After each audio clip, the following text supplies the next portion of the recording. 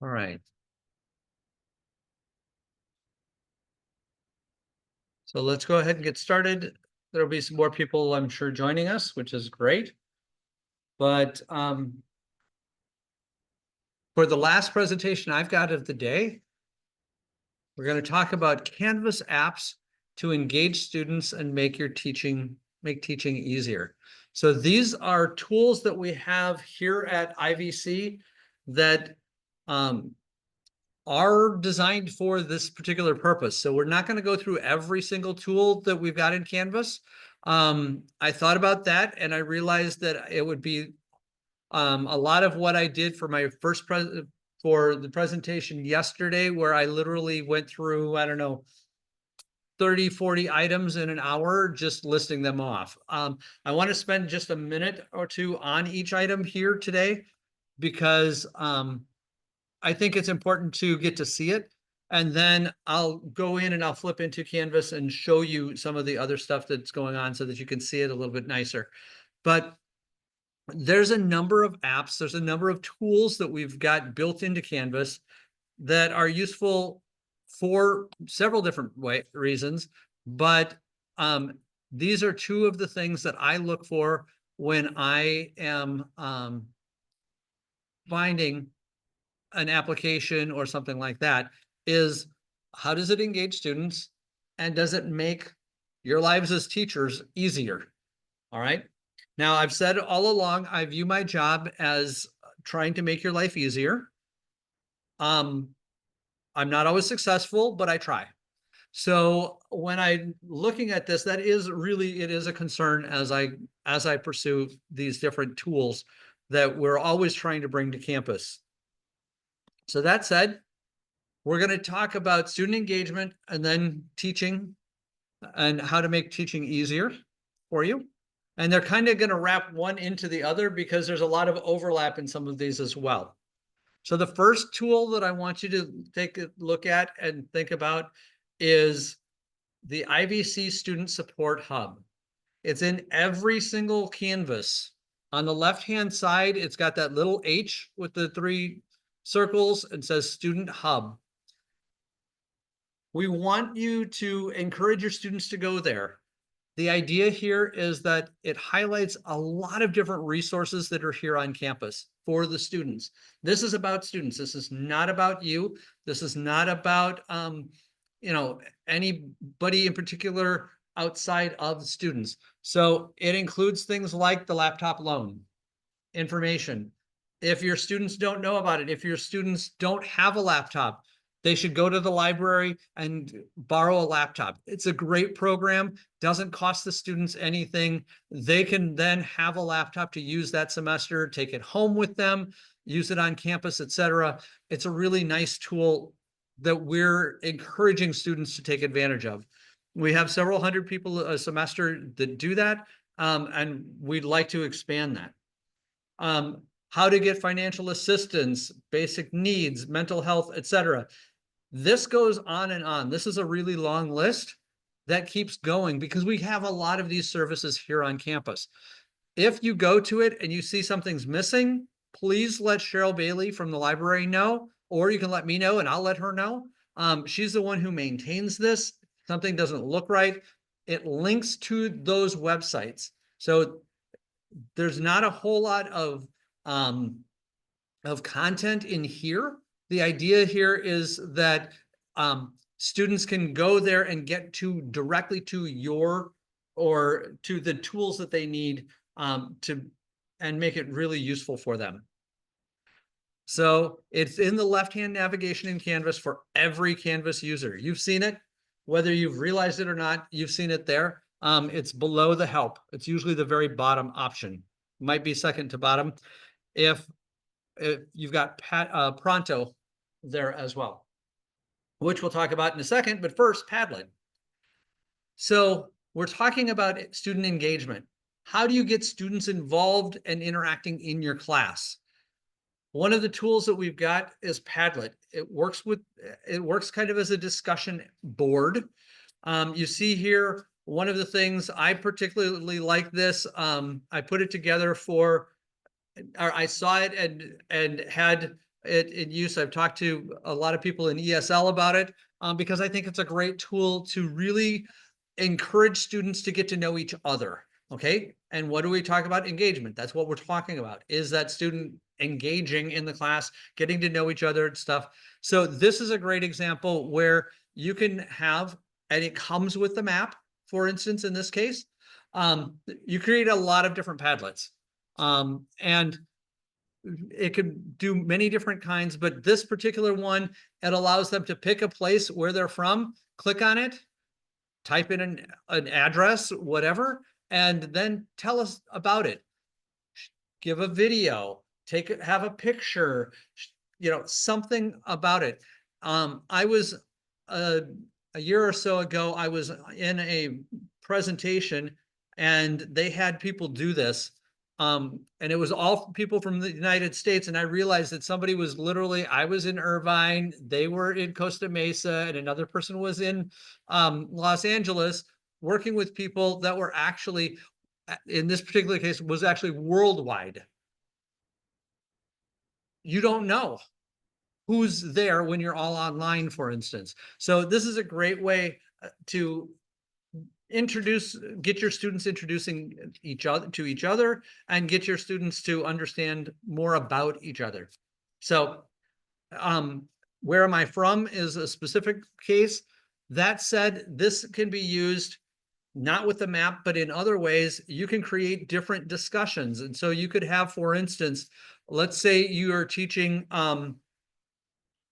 let's say you're teaching writing, and specifically verbs, adverbs, nouns, adjectives, etc. You can actually create several different discussion streams, threads, and have them post information about that. Find a noun and put a picture of it here. Use an adjective in a sentence, something like that. Tell us a story about something, those types of things. It's a really great way to get the students to add stuff in. Now, one of the other parts to it is you can use video. They can use video. It's designed to work even with the phone. So they can use video on here as well and upload a video to it. Click on a button and it records. You can. So we'll look at Padlet a little bit more here in a minute, but ivc.padlet.org. You need to log in with your Google, your IVC Google account. You do have to log in with Google.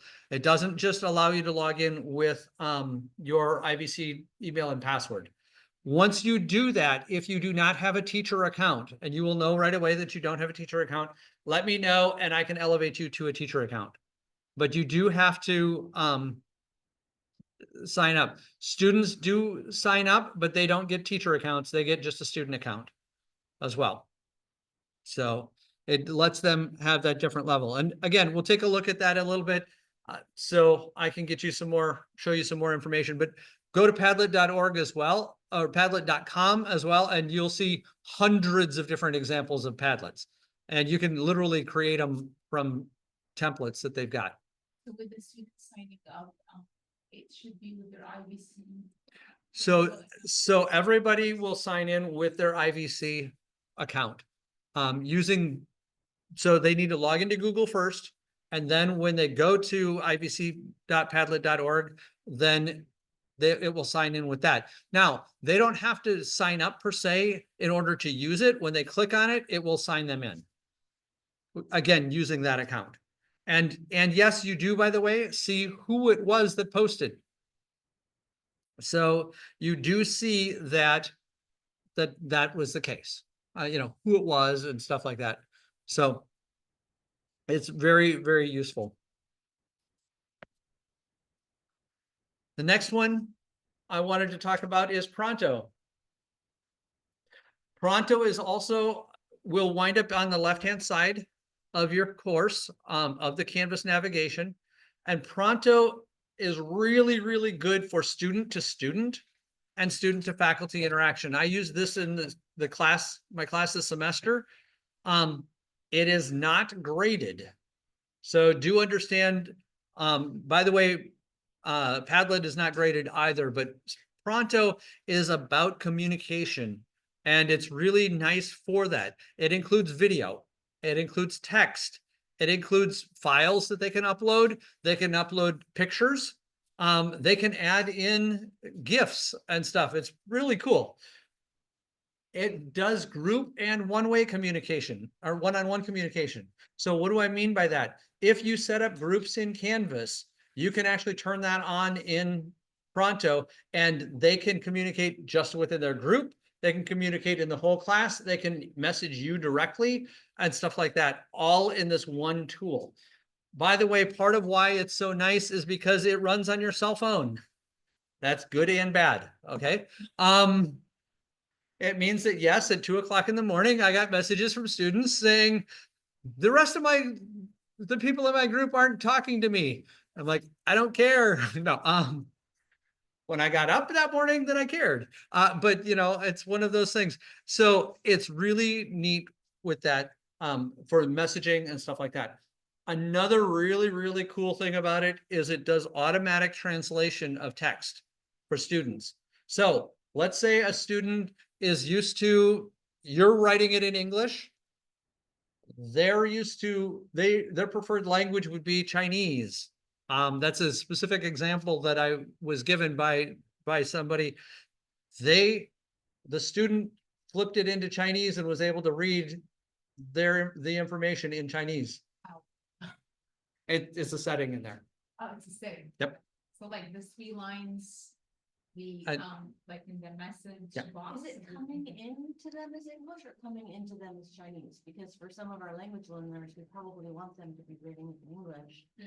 So it depends on what, it will come into them in the language that they're asking for. So it would come in, the question was, does it come in English or in the language that the student has chosen? It would come in the language the student has chosen. They would not see it in English. So if there's So- Canvas, because Yep. sometimes they turn the language setting on Canvas to their own native language. Yes. So if it's a bit Pronto, it's gonna automatically change or. So Pronto has its own setting for the language. But you're right, sometimes students have Canvas set to their preferred language. Unfortunately, just like they can do on their computer, just like they can do in their browser, there's not a whole lot we can do about that. We do try to force them to do things often in English. That said, also, by the way, let's say you teach Spanish or Japanese or French or something like that, it will actually come in that language until they translate it if they want to do it translated. So they have to actually tell it to translate. So to set that up, one of the cool things is you can go in, your class must be published. All right, I'm putting an emphasis on that because I hear from a lot of people, oh, I'm trying to set it up for next semester. Great, publish your class. Now, it doesn't have to be active, but it has to be published. Once it's published, then you can go into ivcnew.canvas.pronto.io.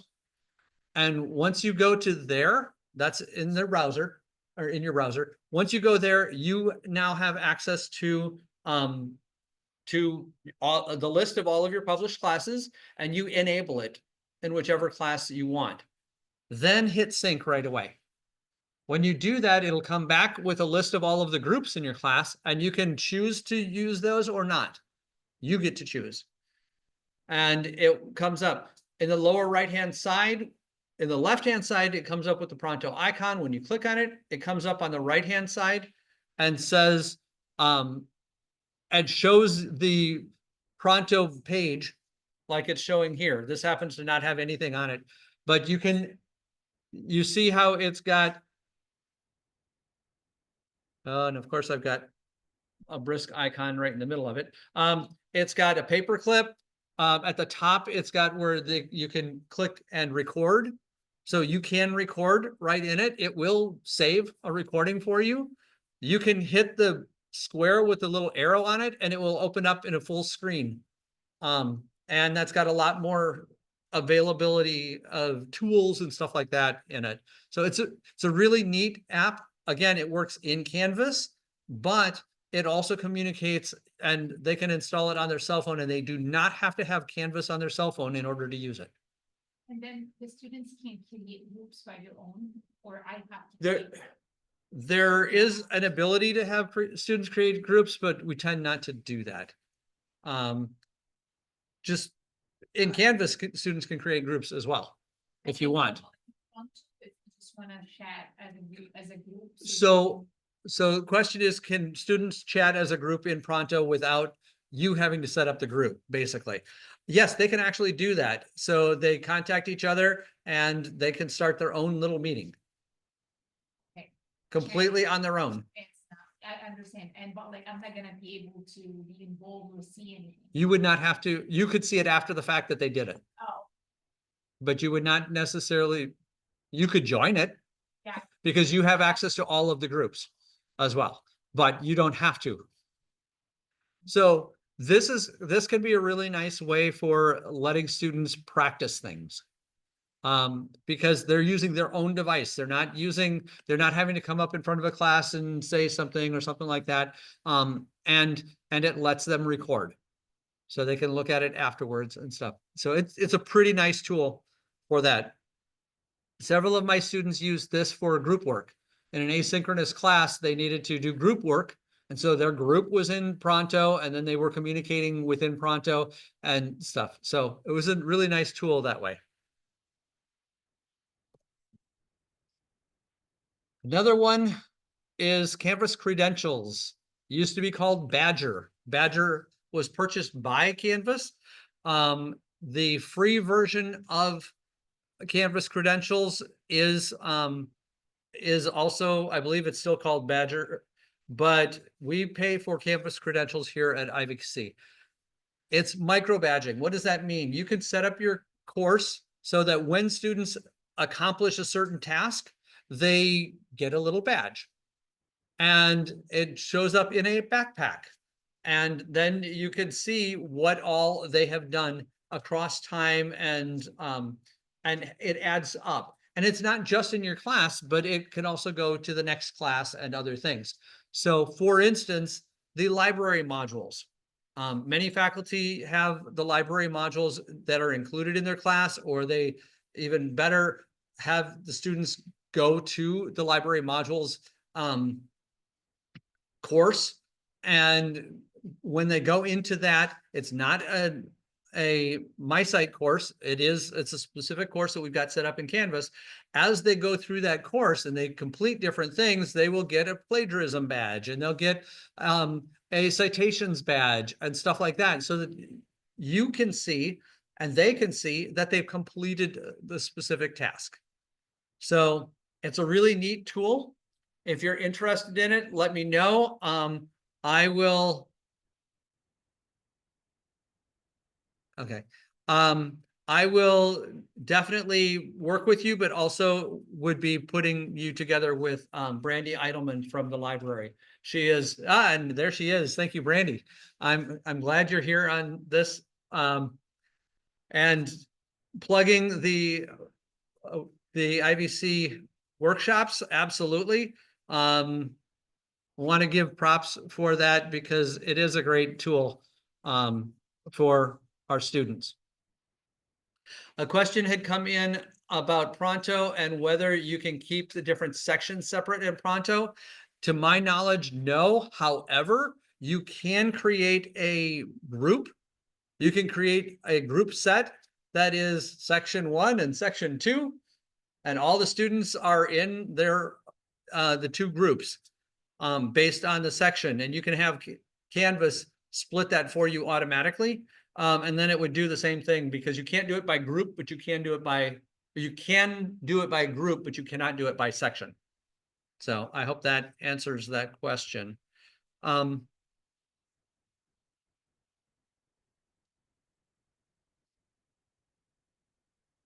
right.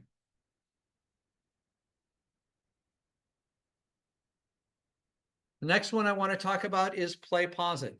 Yes, we're flying through a whole lot of different tools, not nearly as many as I did yesterday when I was talking about new stuff. PlayPosit has been around for several years. The idea here is to play a video, pause the video, ask questions, play the video, pause the video, ask questions, etc.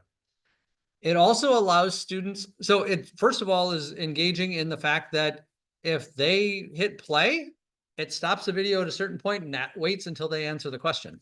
So they have to do that. They have to be engaged in order to continue on. It also allows students to put in comments in the middle of video. They can insert actual videos as well.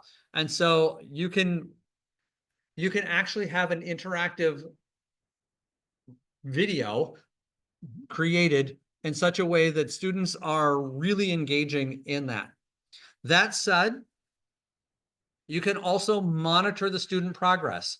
You click on another screen after they've started to go through it, and you can see who's gone through it. How fast did they go through it? How did they do answering the questions? It does not grade necessarily into Canvas.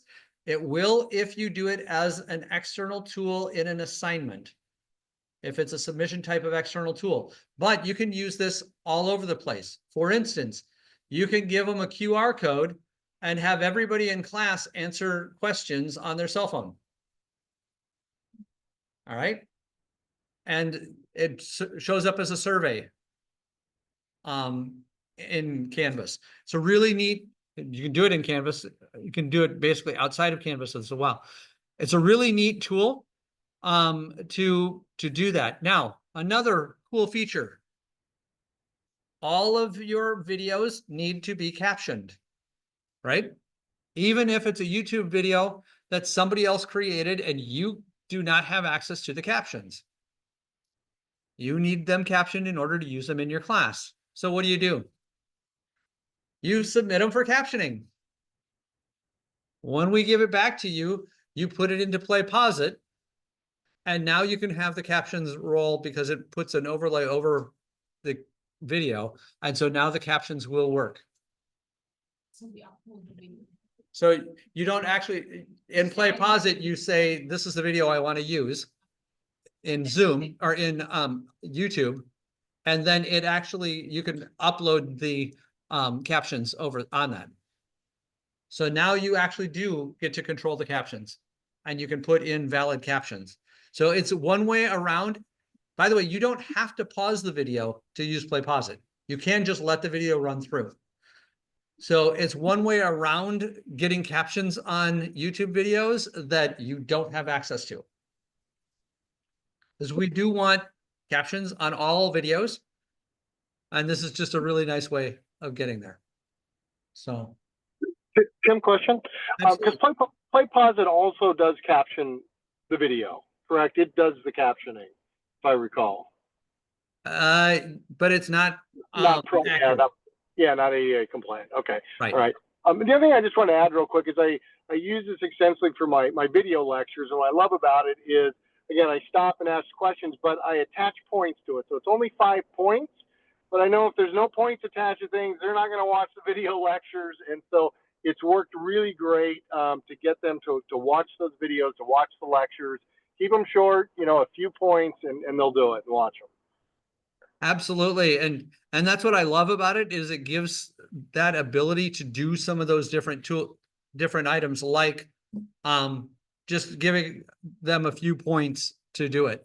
And it will do it for you. You don't have to go in and, oh, this person got 5 points, this person got 2 points, and have to write it down and type it into Canvas separately. So absolutely. That's great, John. And it dumps right into Canvas too. So. Absolutely. Absolutely. Excellent. So PlayPosit, I love this particular tool, and it really does have a lot of cool things built in.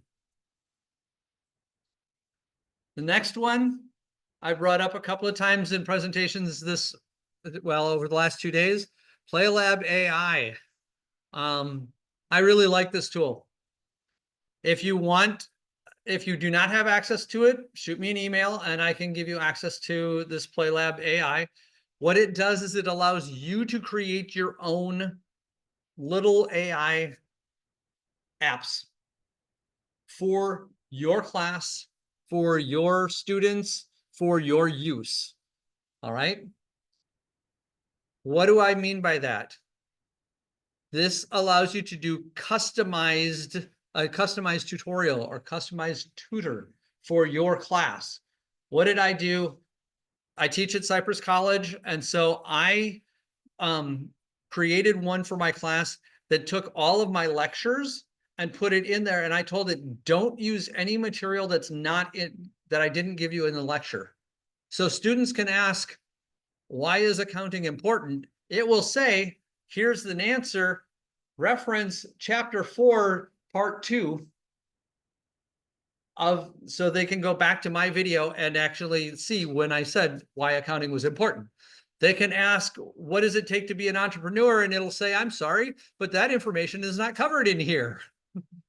All right, while it might seem to be related, I didn't cover that. It's not included. So that's what I wanted. I wanted to make it be really specific. Other people have taken syllabus, upload the syllabus to it. And now the students can say, what is the late policy? What is the AI policy? And it will actually give them that information out of your syllabus, not from somebody's syllabus, from yours, because you can specify only use this information. Other people have taken their assignments and uploaded those in. So now the students can ask, what assignment, questions about the assignment itself, and it will actually give them information from those assignments. Okay, now it links into Canvas. It is not embedded in Canvas. What do I mean? It will not pull your information out of Canvas. You have to give it the information you want it to have, but you can put a link in Canvas to go to that. So, big difference in the two. At least to me, there's a huge difference in the two. Some people would call that embedding. It's not embedded because it's not using anything from Canvas. It's just a link, okay? But it's got a lot of really cool features. One of the other things that I did, I teach a business class. So at the end of the class, they do a Shark Tank pitch of a business idea. And this is an assignment that goes on and on for about 8 or 10 weeks of the 16-week class. So as they're working on it, one of the hardest things for students to do, especially in a group, is come up with the business idea itself. So I created a business idea generator. And it asks them for their name. It asks them, what are you frustrated with? What are your goals? What do you like? Where are you located? Where do you want your business to be located? A lot of different questions. And then it comes up with a bunch of ideas for the student. Then they can say, oh, give me more information about number 3, and it'll give them more information. The beautiful part is it will not do their homework for them. Okay. Even if they uploaded, oh, I want this. Now, can you give me a business plan? The business plan doesn't have any of the information that I'm requesting from my class. So it won't give them, it will be useful. And it has been useful. In fact, last semester, I saw students actually had done it. Because you can go in, one of the other cool things about PlayLab, you can go in and see that people prompted and what they've answered. So because the first thing I do is ask for the name, I see their name. And even if they typed in something weird, and then I saw where, oh, okay, they actually did use part of this in that as part of the assignment, but they had to actually put more information in order to submit the assignment. So it won't give them all of the work, but it can help them get started. And that's really what I was trying to do. I didn't want the class to be about how to create a business idea. That's just, they needed that for step 1, not the end result. And so creating stuff like this is a really neat way of utilizing it in your class. And think about that. You can use this. One of the nice things is you could take what I've done and repurpose it for you. Do this exact same thing and just swap out all of the transcripts that I use for my recordings and put your own stuff in there. And then it would only pull from your information. And stuff like that I find really useful. That's a useful tool to let the students learn. Now, if they were in the middle of a test and they tried to use that information, it'd take them a while to figure out how to prompt it properly. And by then they'd be done with the test anyway. So I don't give them unlimited time on my tests. So it's not going to solve their problems. It's going to help them study. And that's really what I'm looking for. So with PlayLab, what you do is you contact me. If you don't have a PlayLab account already, I can give you access to a PlayLab account and PlayLab and the IVC PlayLab workspace. And then you can create your own workspace to work in, or you can do it you can work in the IVC area. You can see what other people are doing too. So one of the nice things about it is when you look at what other people are doing, if you like it, if it's in that workspace, you can remix it and make changes to it to be what you're interested in. And the student access will be at the link in Canvas. So the student access, what it does is you publish PlayLab, you have to publish it to public because then it doesn't require an account to use. And then you provide just the link. There's a specific link that's available. You provide that to the students. They click on that link and it just takes them just into the page that looks much more like what you're seeing here, where this app is designed to encourage you to talk to Ernest Hemingway. Start and you get some more information. So it's a really neat tool. Again, it's free for us to use right now. So love to see how you guys are interested in it. And what you would do with it. It's also a tool that you can use for personal things. If you are writing a lot of a particular type of letter or something like that, you can actually design an app that would do that, that would help you do that. It asks the questions that you want asked, you answer that information, and it will write something for you that you can then take and edit. Okay. It's not going to do your work for you, but it might help you get off of a blank page type of situation. PlayPosit? Right in the app section and the. No, so question is, where do you find PlayPosit? PlayPosit is, you use it as an external tool. So for an assignment itself, you do a submission type of external tool and PlayPosit is in that list. If you're using it in modules or in a page or something like that, again, in modules, you do plus external tool and PlayPosit. In a page, you would add that in. It's one of the apps that's available. So it's already built into Canvas. You don't need to go do anything else to add that in. What's that? So any place that has the rich content editor, you've got, it looks like a little extension cord or cord end. You click on that and it comes up with a list of apps that you can add in, and it's one of those apps. All right.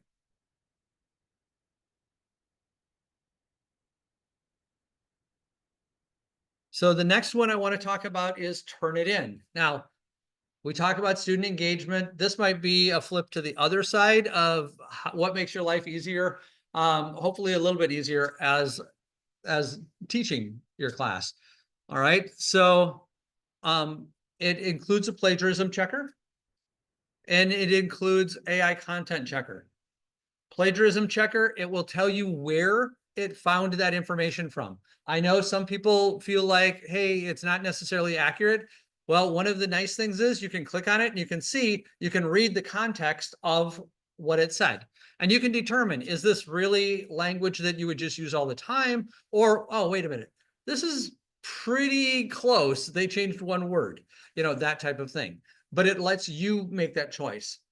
AI content checker is the opposite. It doesn't tell you where it came from because it doesn't know. If it comes up with a really high percentage, I find it to be directionally correct. What do I mean by that? If it's a low percentage, that does not mean it was not, AI was not used. Okay? I've seen where somebody, and I heard some people were in a presentation literally just before this about this. Somebody created something in ChatGPT, 100%. They ran it through an AI paraphraser, 0% in the same tool. Okay, so that's where I said, if it's high percentage, it's directionally. If it's low percentage, that doesn't mean it wasn't used. Okay. Also, whenever you're going to, if you're using this as a, hey, you're doing this, I don't want you to, check other writing that the person did. Do make sure that they don't somehow have in their mind and they're somehow writing the same way anyway. Stuff that maybe you're convinced that they actually did right. So always double, triple, quadruple check before you accuse, because that could be pretty rough. Now, that said, in my class, I have a very, very liberal AI policy. It allows them to use AI as much as you want, as long as you cite it, and as long as you don't have that be your final product. My very first assignment, the very first paper in that assignment that I graded was 100% written by AI. All right. I know, partially because there was no content in the 2 pages that the person had written. It was as much fluff as they could get in 2 pages. It literally didn't say anything. I'm reading it going, can you get to the point? It just was hard to read. And then all of a sudden, in the second to last paragraph, there was a parenthesis that said, insert citation here. Okay. One of the requirements from the assignment was to insert a citation from the book. They didn't even go through and change that. So they had never actually read what they had produced, or they would have at least put something in. All right. So they got the appropriate grade. They had done some work. So they got something, but they failed that particular assignment. I did not accuse them of using AI. That was my choice, but they got the grade that they earned. All right. So that's one of the things, that's the way I chose to do it. That doesn't mean that's appropriate for every group or anything like that. I'm teaching business. I'm not teaching writing. Okay. And so in business, there's a lot of people who are going to use AI. I want them to do it well, not just assume that it's right. So that's why I took the tact I did in that particular case. So AI checking, really important as well in that, but do be careful. Just because it says 0% does not mean, just because it says 100%, there are people who do write in a very similar manner. Often, I'm told that people who English is not their primary language will write and it'll sound a lot more like ChatGPT or something like that did it. I've not come across that, but I'm told that that is the case. So that's where check with other things they've written and just make sure, because if everything they write sounds the same, maybe that is how they're writing. Okay. Another tool, this has nothing to do with students, but this will save you hours a semester. I know because I did not have this tool for my class. And so I had a little different tool and it helped, but there's a reason why, even though we have the other tools, I still keep this one. It's because this literally is one of the easiest ways of changing all the dates in your class on one screen. So adjust all. I like to remember it because I get to adjust all the dates of my class in one screen. It allows you to work with published and unpublished modules, assignments, pages, announcements, discussions, and quizzes. So yes, I did say modules. You can lock your modules with it and have it automatically unlock at a particular time. You can publish things from in there. You can unpublish. It's really, really useful tool. And you see here where it's got some examples, dates and times. Copy paste as a friend, and you can really fly through this very quickly. I literally pulled out a calendar and go through it. I've done this for faculty to help in it, and it really, really makes a huge difference. Literally saves hours. All you have to do is enable it in the course navigation. So go to settings, course navigation, enable, adjust all, and save. And click on it. It takes a minute to load all of the information for your class, and then it's available to you really fast. And you literally just go down. It's organized by module. So if you have everything organized in weekly modules or something like that, then it's really, really easy. Because it just keeps it in that order. And so you just follow through, and it's a really, really nice package. Thank you to the faculty member who brought that to my attention. Do you remember who you are?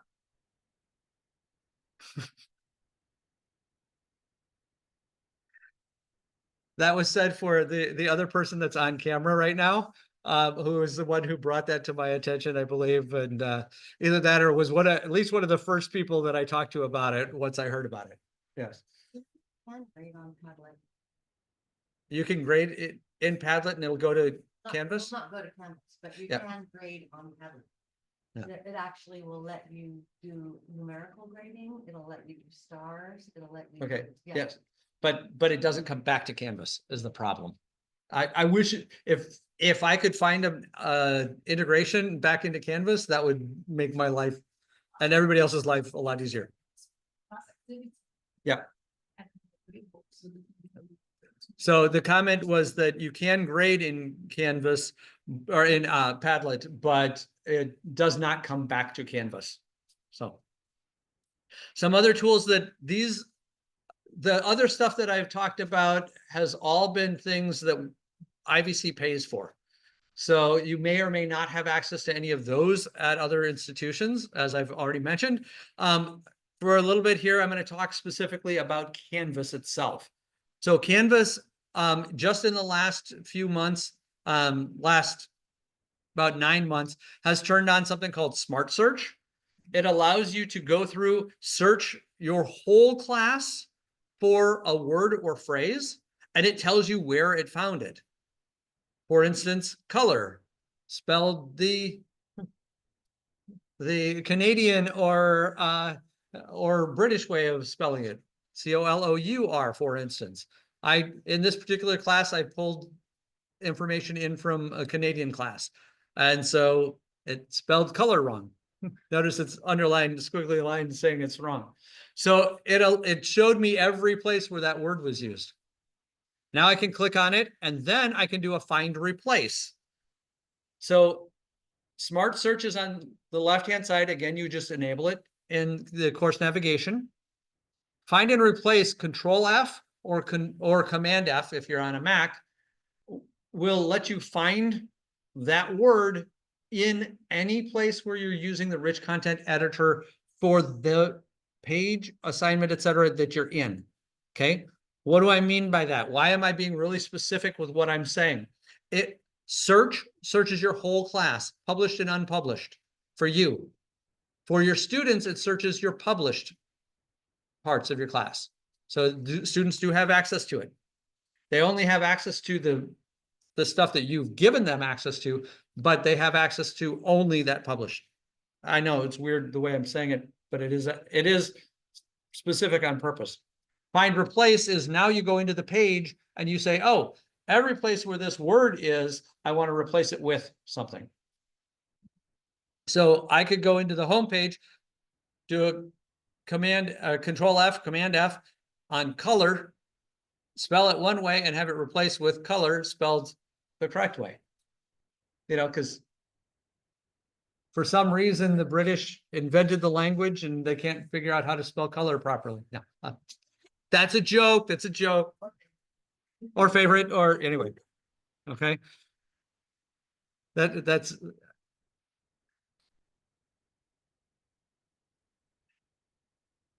They don't spell it the American way, because isn't that the only way? Yeah, no. And I'm saying that as a joke because I do know that that is the proper way. We've just shortened it ourselves.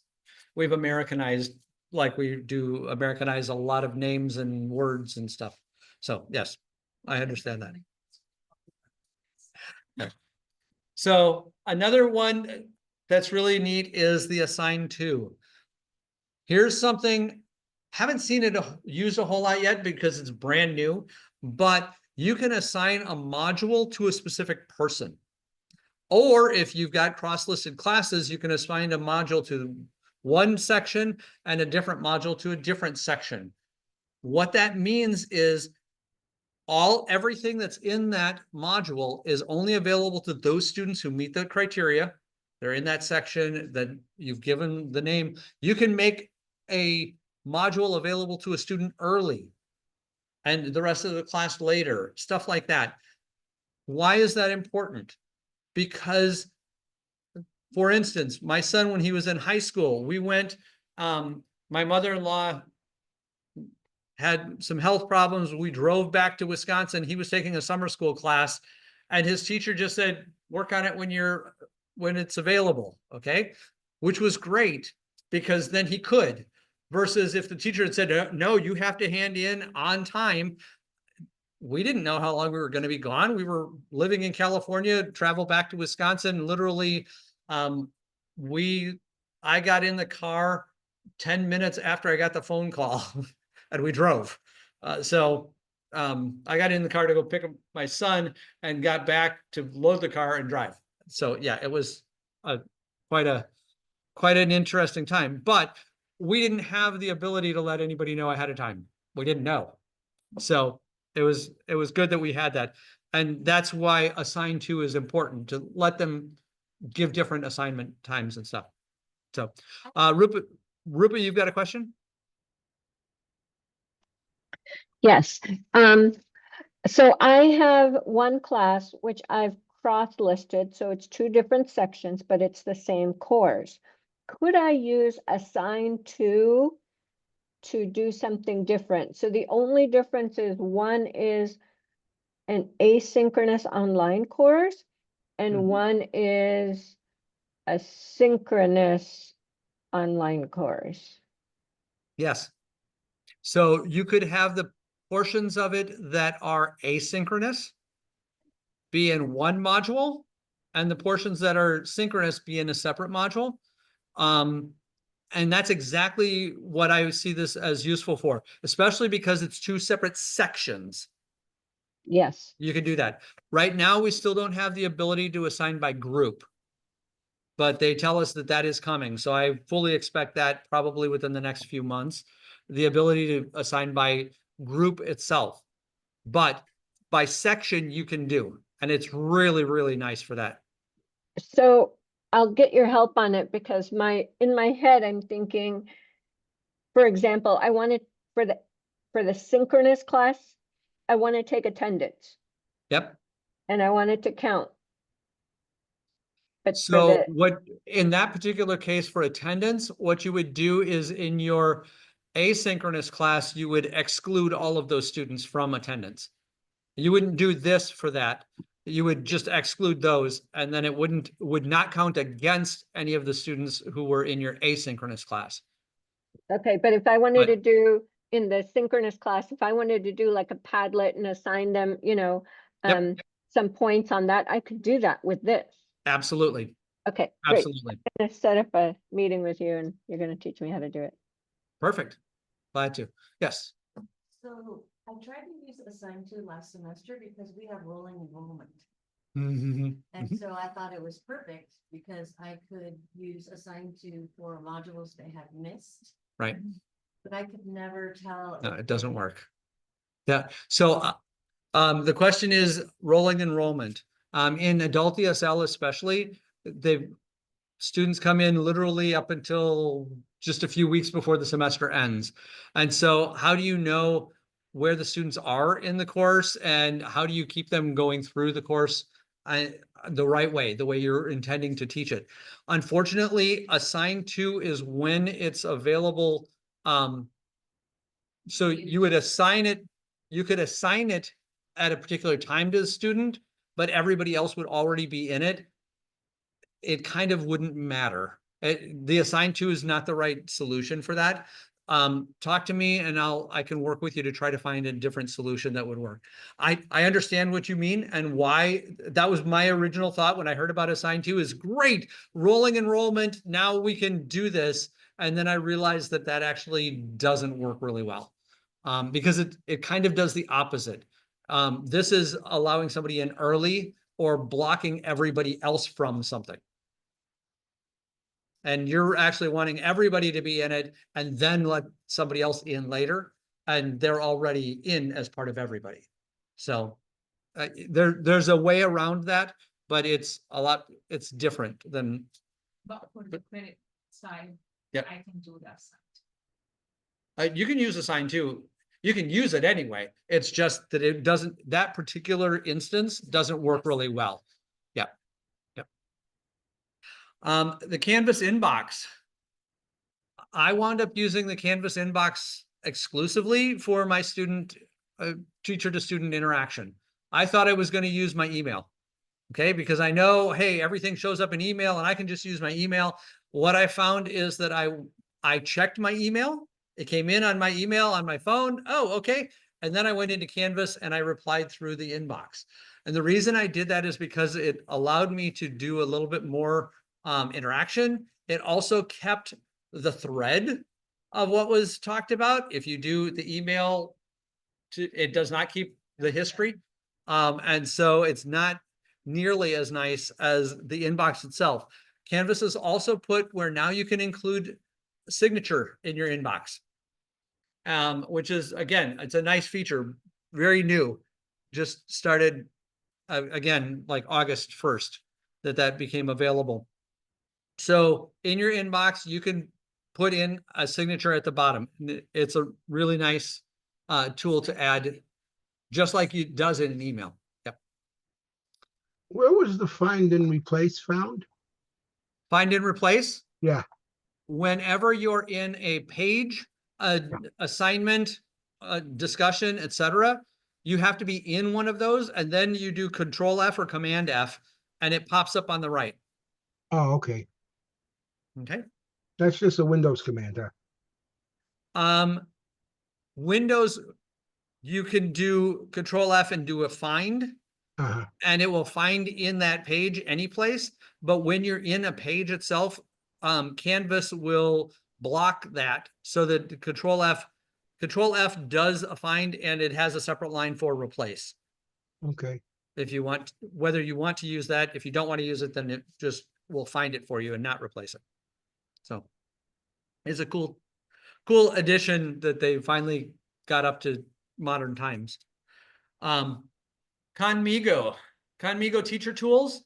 It is AI specifically for teachers. It is free. It will ask you to create a Conmigo account the first time you go into it in your class. You do have to enable it in your class.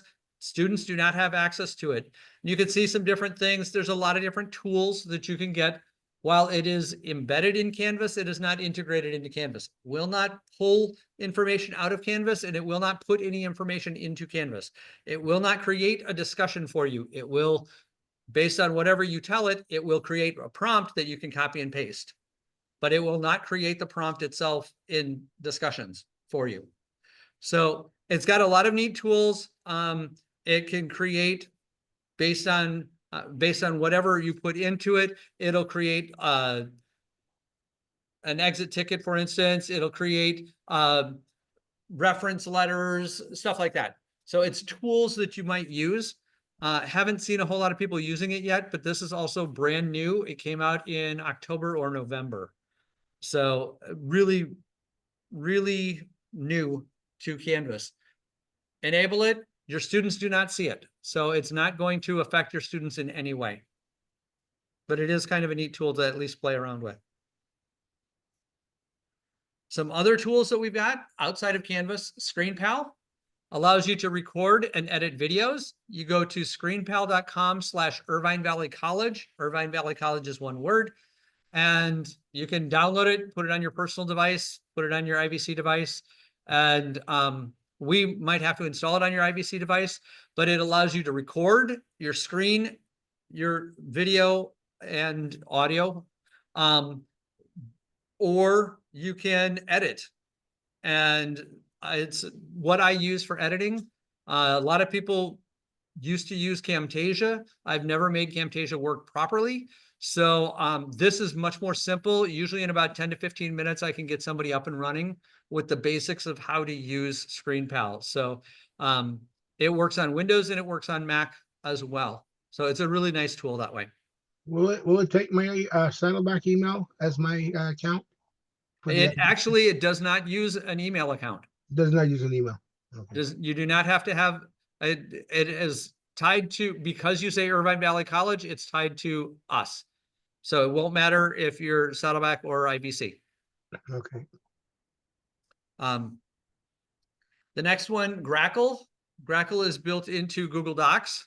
It's available. You literally can go up in Google Docs and it will allow you to scan your document, make sure it's accessible. And then from Grackle, you can click on a button and it will create an accessible PDF. We're doing a lot more with accessibility. You're going to hear a lot about accessibility over the next few months. This is a tool that is designed specifically for that. It doesn't do much else outside of accessibility in Google Documents. By the way, that's Google Docs and Google Slides. And then again, it creates an accessible PDF as an export from that, should you want to. You don't have to. How about Google Sheets? I don't believe it does Google Sheets because Google Sheets has its own set of accessibility issues, especially when it's exported to PDF. This is built into our Google Doc file? It is built into Google. It's built into Google automatically. Yep. For IVC, and I believe Saddleback has it as well. So this is not my personal Google account. This is my, Correct. This is your college Google account. okay. Yep. So the next three, Tidy Up, Multi-Tool, and Design Plus. Tidy Up is pretty new. Multi-Tool and Design Plus we've had for several years. Tidy Up allows you to clean up your class. All three of these are from CD Labs. Clean up your class. Now is a great time to do it. You can go in, look at your whole class, see what you have not used in your class, and delete it. Now is a good time to do it rather than at the end of the semester. Okay, why? Because if you do it now, you can always pull in from last semester. If you do it at the end of the semester, you delete something that you happen to create and you just didn't publish it or didn't use it, then you're kind of out of luck because you've lost it. You can undelete, by the way, but you won't find it for a while. It becomes easier at the beginning of the semester, basically. So that is a really nice tool as well. Something else in Canvas, and I'm running out of time, so I'm not going to get to demonstrate like I wanted to, but something else fun in Canvas, if you go to a page that doesn't exist, hit the space bar and it will give you a game to play. Something fun. So how do you get to a page that doesn't exist? You go into Canvas, you go into your class, and at the end of at the page link at the top of the page, where it says, you know, slash a number or whatever, put a dash, put something behind it and hit enter. And it will give you a page, a 404 page that says page does not exist. Hit the space bar and then you get a game. It's just a cool little Easter egg that's in place, a little bit of fun. Students can see it, you can see it. It's just a neat little way of, you know, wasting a little bit of time when you're stressed because why does this not work? So, all right. Yeah. Sure. Okay. So contact information. I'm Tim Van Norman. You can always email me at tvannorman@ivc.edu. We also have the IVC faculty support at ivc.edu email. You can enter an Ivanti ticket and for all kinds of different things, adding an instructor or TA, combining, cross-listing your course, new sandbox, student incomplete shells, all of those things.